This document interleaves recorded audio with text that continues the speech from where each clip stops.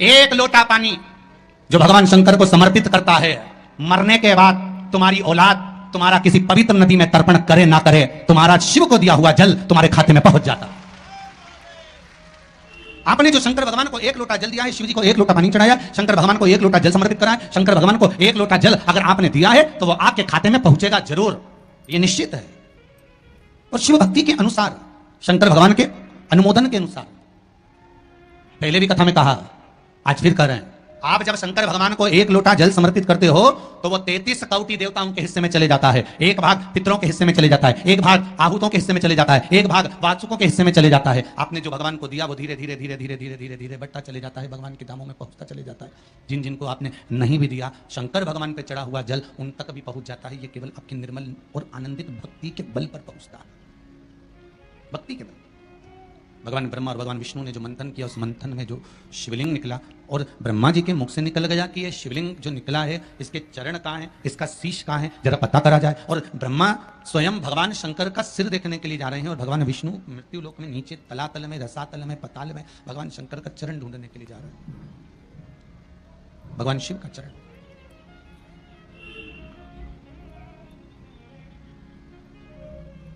गए दोनों, वो ऊपर गए, ये नीचे गए देखने के लिए। कई लोग शिव महापुराण की कथा, स्मरण, भजन, कीर्तन सुनने के लिए नहीं जाते।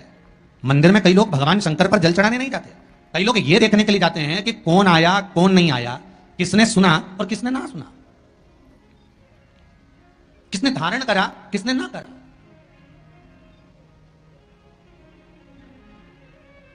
अब ब्रह्मदेव ऊपर गए, इतने ऊपर पहुंच गए, इतने ऊपर पहुंच गए, इतने ऊपर पहुंच गए कि उनके भीतर अभिमत्ता, अहंकार थोड़ा थोड़ा समाहित होने लगा और उन्होंने केतकी के पुष्प को तोड़ लिया और केतकी के पुष्प से कहा कि तुम नीचे चलो मेरे साथ में, भगवान विष्णु के सामने चलकर कह देना कि मुझे भगवान शंकर का शीश मिल गया।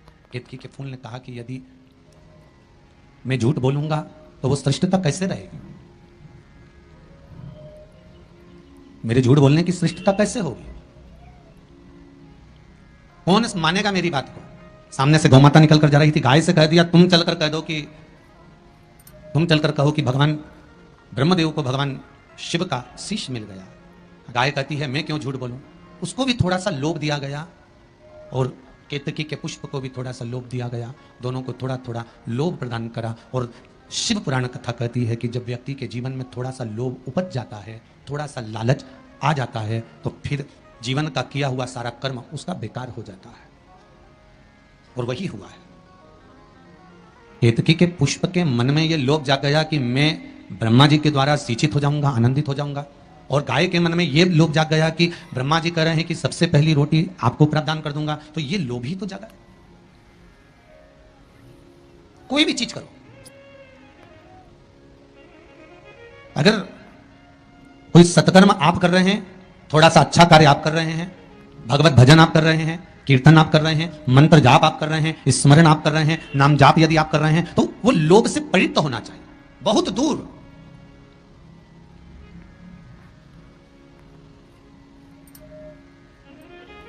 आपके भीतर वो उपजे ना। बैसाख के महीने में 9वीं तिथि को माता जानकी का प्रागट्य हुआ है पृथ्वी से। कभी एक विचार करिएगा कि नरसिंह अवतार बैसाख के महीने में हुआ, कुर्मा अवतार बैसाख के महीने में हुआ, हयग्रीव अवतार बैसाख के महीने में हुआ, परशुराम अवतार बैसाख के महीने में हुआ, माता जानकी का अवतार बैसाख के महीने में हुआ। आखिर बैसाख के महीने में, माधव महीने में इतनी महत्वता क्यों?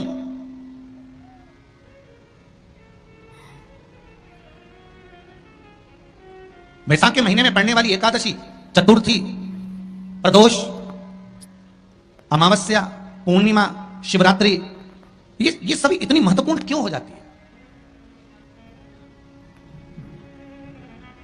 इसकी महत्वता इतनी प्रबल क्यों हो जाती है? किस लिए?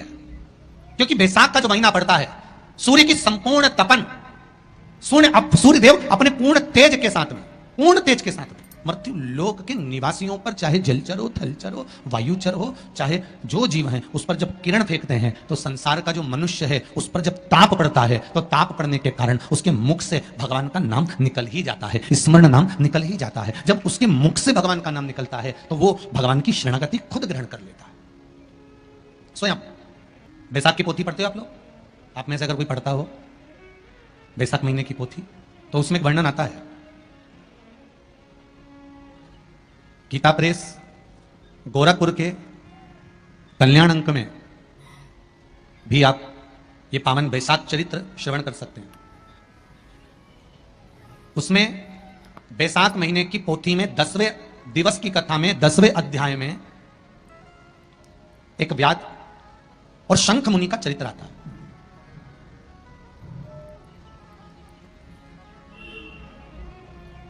शंख मुनि एक बार निकलकर भगवान शंकर के मंदिर में जल समर्पित करने के लिए जा रहे थे और शिव मंदिर की ओर जाते जाते जाते जाते जाते जाते बीच मार्ग में चलते चलते चलते चलते और वो शंख मुनि जब शिव के मंदिर में पहुंचे, शंकर भगवान के मंदिर में जाकर उन्हें दर्शन किया, जल का पात्र उठाया और वो जल का पात्र उठाकर जब भगवान शिव को समर्पित कर रहे थे तो उसी समय जल का पात्र उठाकर जब शंकर भगवान को समर्पित करा गया और शंख मुनि निकलकर जब बाहर आ रहे थे, आते आते शंख मुनि के मन में एक भाव उत्पन्न हो गया कि जब हम भगवान शिव को कुछ वस्तु समर्पित करते हैं तो उसका फल, उसका पुण्य फल हमें कितने समय में प्राप्त होता है। ये शंख मुनि के मन में एक विचार जागृत हो गया, शंख मुनि के मन में एक भाव जागृत हो गया। कई माताएं पशुपति व्रत करती हैं, कई ऐसी भी माताएं हैं जिन्होंने 2-3 बार पशुपति व्रत कर लिए होंगे। दूसरे को बताया, उसने व्रत करा, उसका हो गया, उसको फायदा भी मिल गया, और ये 3 कर ली, उसके बाद भी कुछ ना कुछ रह गया। तो इसके मन में आया कि बताओ, मैं भी व्रत कर रही हूं, ये भी व्रत कर रहा है, ये भी व्रत को सुन कर रहा है, मैं भी व्रत कर रही हूं, बात समझ में नहीं आती। उसको लाभ मिल गया, मुझे लाभ नहीं मिला, उसको लाभ की अनुभूति होगी, मुझे लाभ की अनुभूति नहीं हुई। तो कभी विचार करना कि तुमने उसको पशुपति व्रत बताया, उसने व्रत किया और बड़े दिल से करा, बड़े बड़े दिल से करा, तुम्हारे बताए अनुसार करा, मतलब तुम्हारी बात पर कितना विश्वास होगा उसको, तुम्हारी बात पर कितना भरोसा होगा उसको, और तुम्हारे बताए अनुसार उसने पशुपति व्रत कर लिया और उसका काम हो गया। और तुम 2 बार 3 बार 4 बार 5 बार कर चुकी तो भी नहीं हुआ। उसका कारण क्या हो सकता है? उसका एक कारण है, तुम्हारी बात पर उसने विश्वास कर लिया पर तुम अभी विश्वास पूर्ण रूप से कर नहीं पाई हो। तुमने ये सोचा है कि दुनिया कर रही है तो अपन भी कर लो, एक बार महाराज ने बोला है कर लो, देखा जाए। पर तुम्हारे भारत में वो जागृत था, तुम्हारे पास में वो जागृत था, तुम्हारे पास में वो बल, तुम्हारे पास में वो वेग, तुम्हारे पास में वो बल प्राप्त नहीं हुआ, वो विश्वास जागृत नहीं हुआ। यदि तुम्हारे पास वो विश्वास जागृत हो जाता, वो बल जागृत हो जाता, तो तुमने जब पशुपति व्रत करा उसका फल तुमको मिल जाता। अगर विश्वास जागृत होता तो फल मिल जाता। विश्वास जागृत होने पर फल की अनुभूति है। किस किस के घर में तुलसी का पौधा है? सबके यहां है? रख लो।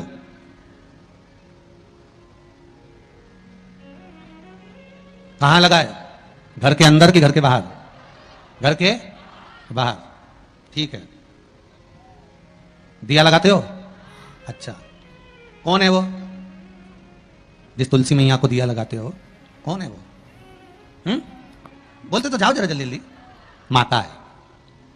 घर में जो सास है वो कौन है? वो भी बोलो तो जम के बोलो जरा। माता है। बैसाख का महीना चल रहा है, बहुत जोरदार गर्मी पड़ रही है, बहुत जोरदार गर्मी, खूब जोर की। तुम्हारी सास की कुर्सी घर के बाहर लगा दो। कितने घंटे बैठ सकती है वो? बोलो जरा, जम के बोलते जाओ। यहां विश्वास की कथा चल रही है, भाव और श्रद्धा की कथा चल रही है। कितने घंटे बैठेगी वो? अरे 1 घंटा भी जाने दो जी। 15 मिनट ऐसी चिलचिलाती हुई धूप में वो बैठ जाए, बहुत कठिन बात, बहुत कठिन। तुम्हारे घर के दरवाजे पर तुलसी का क्यारा है, तुम उसको दिया लगाती हो, माता कहती हो, पूछती हो, पूजती हो। तुमने तुलसा महारानी से कहा, माँ बैसाख की गर्मी पड़ रही है, तेरे को गर्मी लग रही होगी, चल थोड़ी देर में तुझे अपने कक्ष में लेकर चलती हूँ, थोड़ी छांव में रख देती हूँ, तेरे ऊपर एक छत्र लगा देती हूँ, थोड़ा सा एक ब्लाउज का टुकड़ा पड़ा हुआ है, पीस पड़ा हुआ है, उसको मैं तेरे ऊपर डाल देती हूँ, जिससे तुझे गर्मी कम लगेगी। कम विचार किया? पिनाया है सबने? ए झुटेलियो, पाटीदार की गाड़ी लगाओ, जरा सबका घर चला, देख के तो आए कितनों के घर में पिनाया है? अरे देखा देखी में काम बिगड़ जाता है। एक बार कक्षा 8वीं का पेपर था, बच्चों के लिए एग्जाम में लिखने को आ गया, दिल्ली की सबसे बड़ी मीनार का नाम लिखो। आगे वाले ने लिख दिया दिल्ली में कुतुब मीनार है, पीछे वाले ने आगे वाले का देखकर लिख दिया दिल्ली में कुतिया बीमार है। जितने बैठे हैं उसमें से 50, 100, 200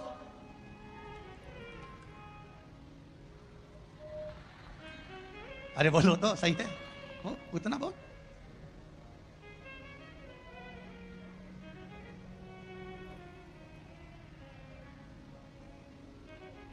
ये तो आपकी चित्तवृत्ति में आपको थोड़ा सा वो कहते हैं ना, एक पत्नी अपने पति के पांव छूती है, एक पत्नी अपने पति को प्रणाम करती है, और बाकी की जितनियों से पूछा गया क्या सब पांव छूती है? हाँ, तुरंत तैयार। अरे गुरु जी आओ, ये तो उसी में कहा लोग है ना, वो एक आप लोग कहते हैं ना, वो देवी जी की आरती, माता पिता का है इस जग में बड़ा ही सुंदर नाता, उसी में कहा है पति पत्नी का है इस जग में बड़ा ही सुंदर नाता, बेटी बेटी पत्नी खाती, पति कमा कमा मर जाता।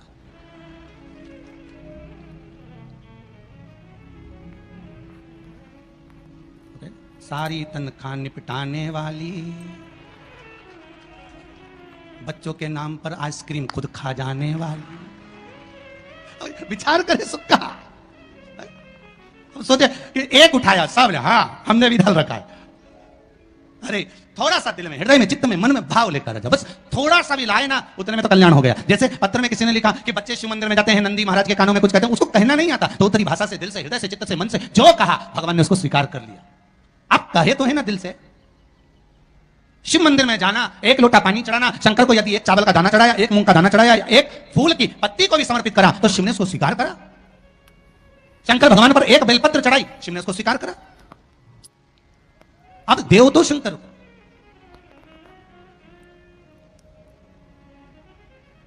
अब भगवान ओघरदानी को प्रदान तो करो। शंकर भगवान पर चढ़ी हुई एक बेलपत्री का मोल तत्व संसार का मनुष्य जिस दिन समझ गया, उस दिन उसको डॉक्टर के पास जाने की जरूरत ही नहीं पड़ेगी। केवल एक बेलपत्र का अगर उसने शंकर भगवान पर चढ़ी हुई एक बेलपत्र के मोल तत्व को अगर वो समझ गया, तो भगवान शंकर की भक्ति को अगर वो समझ गया, महामृत्युंजय मंत्र को अगर समझ गया, श्री शिवाय नमस्तुभ्यम मंत्र को समझ गया, पंचाक्षर मंत्र नमः शिवाय को समझ गया, षडाक्षर मंत्र ओम नमः शिवाय को अगर वो समझ गया, तो उसको फिर डॉक्टर के पास जाने की जरूरत नहीं पड़ेगी। उसकी भक्ति का बल इतना बढ़ जाएगा, श्रद्धा का बल इतना बढ़ जाएगा कि उसको कहीं जाना ही नहीं पड़ेगा। यही शिव कृपा। अब एक बेलपत्र का मोल तत्व, एक बेलपत्र का महत्व, शिव की एक पूजन का महत्व जिस दिन समझ गए, उस दिन जीवन की सार्थकता अपने आप प्राप्त हो जाए। आप उसको समझो। शिव की एक बेलपत्र के नहीं जाओगे कभी डॉक्टर के पास, आप शंकर का भजन तो करो, आप सूर्य नारायण भगवान को अर्घ तो दो,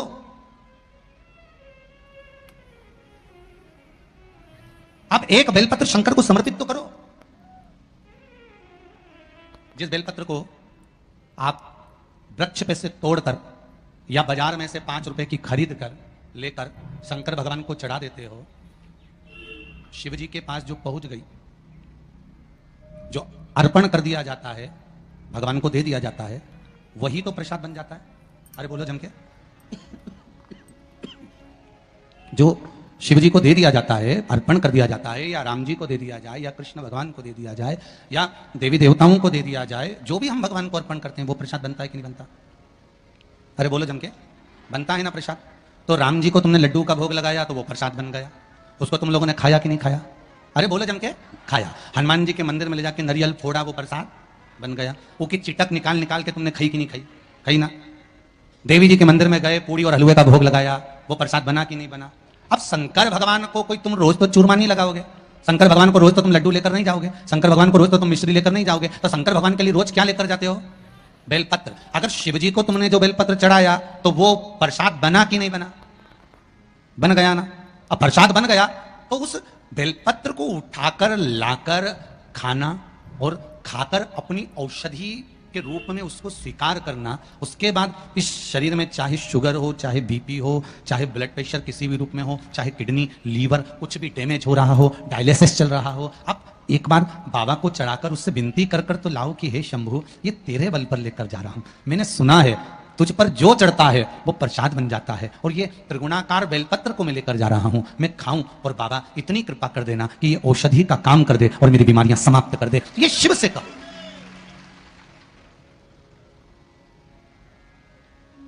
क्यों निर्माल्य बनकर फेंका जाए बेलपत्र को?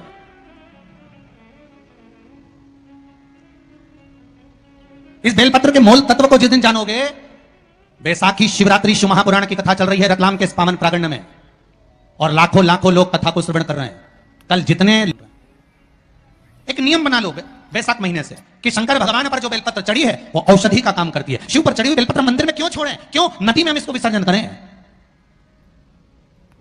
क्यों नदी में छोड़ें हम इसको?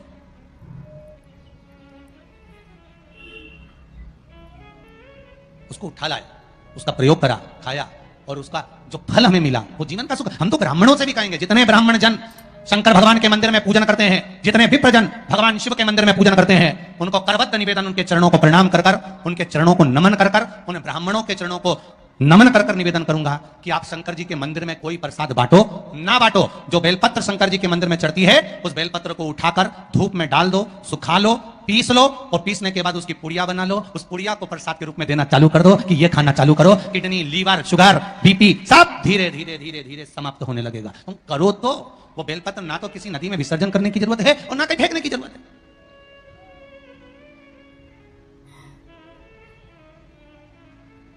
प्रतिदिन भगवान को तुलसी चढ़ाते हो ना, तो रोज भगवान को तुलसी उनके भोग में चढ़ाते हो, उनके सामने चढ़ाते हो, उनके सम्मुख में ठाकुर जी की तुलसी चढ़ाते हो, उठा लाए, प्रयोग में लो, क्यों उसको विसर्जन में डालते हो?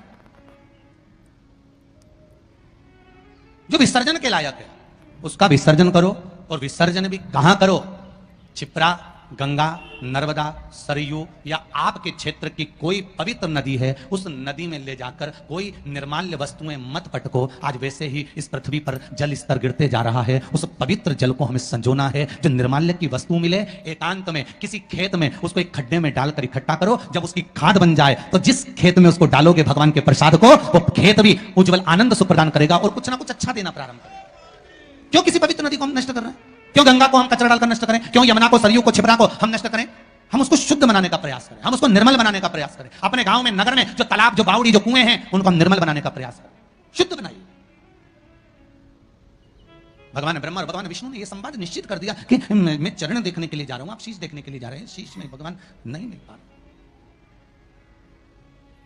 भगवान चरण देखने के लिए गए, चरण ढूंढते ढूंढते ढूंढते भगवान विष्णु सामने प्रकट हो गए। ब्रह्मा जी भी आए, गाय और केतकी के फूल को लेकर आए, पर इनको चरण नहीं मिले, और ब्रह्मा जी ने कह दिया कि मुझे शीश मिल गया।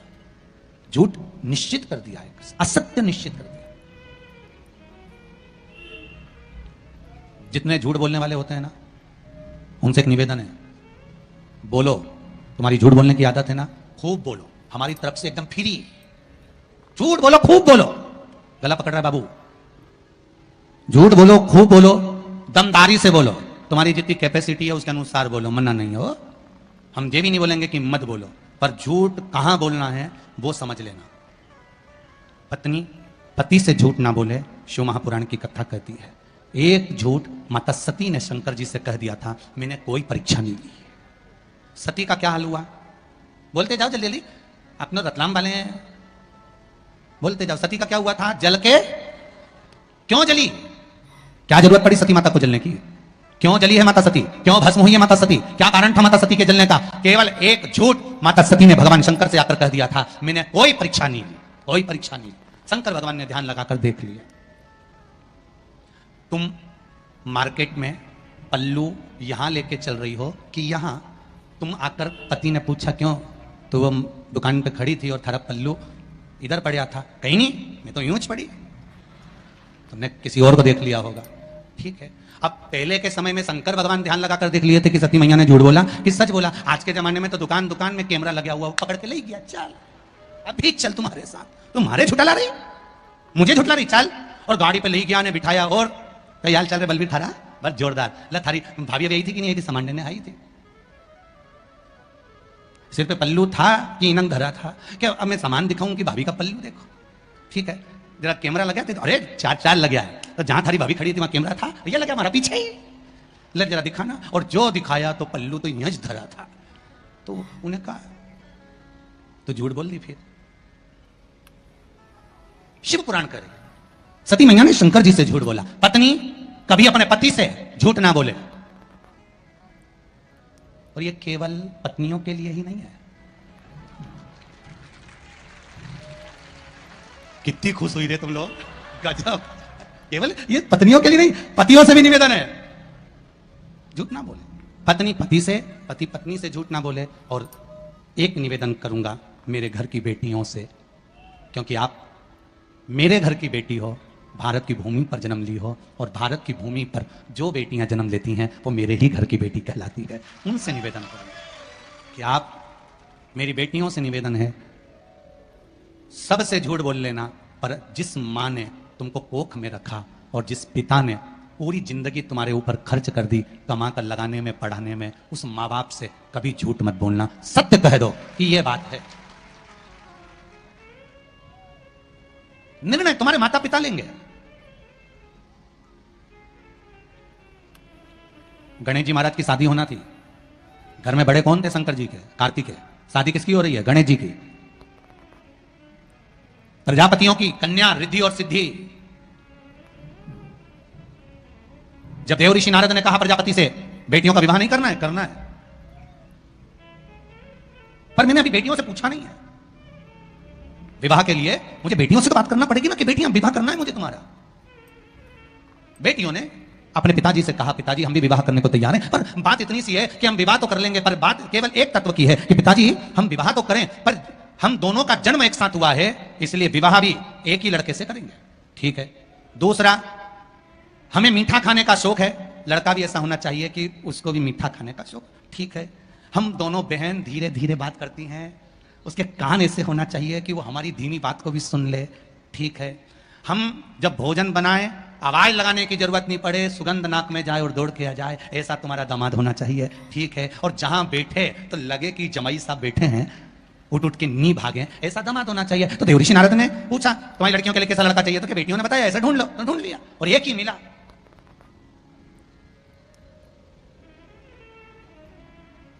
और वो दामाद भी कोई साधारण नहीं था। सब देवताओं की शादी हो रही थी, गणेश जी की शादी नहीं हो रही थी। क्यों? क्योंकि इनको मुंह काय का लगा था? हाथी का। अब जब मुख हाथी का लगा हुआ है तो सबसे पहले प्रथम देवता गणेश जी महाराज थे, और सबसे पहले ब्याह शादी में इन्हीं को बुलाते थे। पर दिक्कत एक ही थी कि इनकी नहीं हुई थी ना, तो ये सबका काम बिगाड़ देते थे। अब इनकी पूजन हो रही शादी में, जिनके यहां भी इनको बुलाते हैं वहां शादी में इनकी पूजन होती, और ये अपने चूहों उनको कह देते, चूहे को कि चले जाओ, वो दूल्हे के कपड़े रखे ना पीछे से काटिया, और जितने दुल्हन के कपड़े धरे उनके भी कुतरिया, जब कुतर दे, और चूहे जाते और शादी में जो दूल्हा दुल्हन कपड़े पहनते सब कुतर देते हैं। सब शादी में यही हाल, सारी शादी में। एक दिन शनि महाराज निकल कर जा रहे थे, तो ब्रह्मा जी ने शनि देव से कह दिया जितने भी दूल्हा दुल्हन की शादी होती है, क्यों शनिदेव अपनी कुदृष्टि इन पर क्यों देते हो? शनि जी ने कहा मैं कहां कुदृष्टि देता हूं, और क्या बताओ, दूल्हा दुल्हन के सारे कपड़ों में आग लग जाती है, सारे कपड़े उतर जाते हैं, चूहे उनको काट देते हैं, ऐसे छेद पड़ जाते हैं, ये आप नहीं दे रहे तो कौन दे रहा है?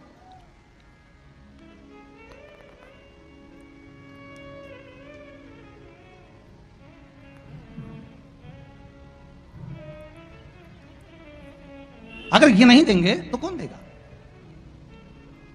शनि महाराज अच्छी बात नहीं है। शनि देवता ने कहा नहीं नहीं नहीं, नहीं।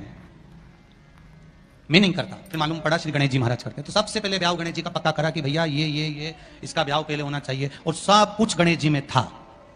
कान भी ऐसे थे बड़े बड़े कि सुनाई भी अच्छे से दे जाता, नाक भी ऐसी थी कि यहां बैठे वहां से सूंघ लेते, और दामाद भी ऐसा था कि एक बार बैठ गया तो 10 दिन उठता ही नहीं था। साधारण थे। मेरा बेटियों से निवेदन, पत्नी पति से झूठ ना बोले, पति पत्नी से झूठ ना बोले, बेटी अपने माता पिता से झूठ ना बोले। मेरा निवेदन है शिष्य अपने गुरु से झूठ ना बोले, और भक्त भगवान से कभी झूठ ना बोले। यहां तक सीमित रखो, यहां तक सीमित। बहुत। और झूठ बोलना एक जगह पर जरूर बोलना। कहां? यदि कोई गाय कसाई के यहां कट रही हो, वहां जाकर झूठ बोल देना कि यह गाय मेरी है, छुड़वा कर लिया ना। झूठ वहां बोल, झूठ बोलने के भी स्थान बताए गए, कहां कहां झूठ बोलना है, कैसे कैसे झूठ बोलना है, किस तरह से झूठ बोलना है, स्थान बताए गए महाराज। कि ये गाय अगर कसाई की यहां कट रही है तो वहां झूठ बोल दो कि ये गाय मेरी है, ये कटे ना, ये मेरी। ब्रह्मा जी ने झूठ बोला शिव जी के सामने, केतकी के पुष्प ने झूठ बोला शंकर जी के सामने, गौ माता ने झूठ बोला शिव जी के सामने। महाराज अंत क्या हुआ? केतकी के पुष्प को श्राप लगा, सारे देवताओं पर चढ़ेगा पर शंकर पर नहीं। गाय को श्राप लगा, तेरा शरीर पूजा जाएगा पर मुख नहीं। ब्रह्मा का सिर जिससे वो झूठ बोल रहे थे उस सिर को काटा गया, लुढ़कता शीश गया, कर्मनाशा नदी प्रकट हो गई। अंत में ब्रह्मा का कटा हुआ सिर बट का वृक्ष बनाना पड़ा, बट वृक्ष बनाना पड़ा। आखिर झूठ बोलने वाले मुख की गति बहुत बुरी हो जाती है। और पहले के समय में अदालत नहीं होती थी, पहले के समय में पंचायत नहीं होती थी, पहले के समय में एक काम होता था, गांव के लोग उसको ले जाते थे, शंकर जी के मंदिर में खड़ा कर देते थे और उठा गंगा जल और कह दे कि तूने ऐसा नहीं करा। मतलब शिव के मंदिर में झूठ बोलने वाला व्यक्ति अंत समय में पलंग पर तड़प तड़प कर मरता है, उसके शरीर की गतियां बेकार हो जाती, शरीर की गतियां। इसलिए आनंद कह रहा है कि जीवन में अगर आप भगवान शिव को कुछ समर्पित कर रहे हो, जीवन में कुछ आप चढ़ा रहे हो, शिव भक्ति में अगर लीन हो तो उसका एक सुख, एक आनंद ही दूसरा। झूठ ना बोलो, बोलो मना नहीं, पर किसी गौ माता की रक्षा करना हो, राष्ट्र का उत्थान करना हो तो चलेगा।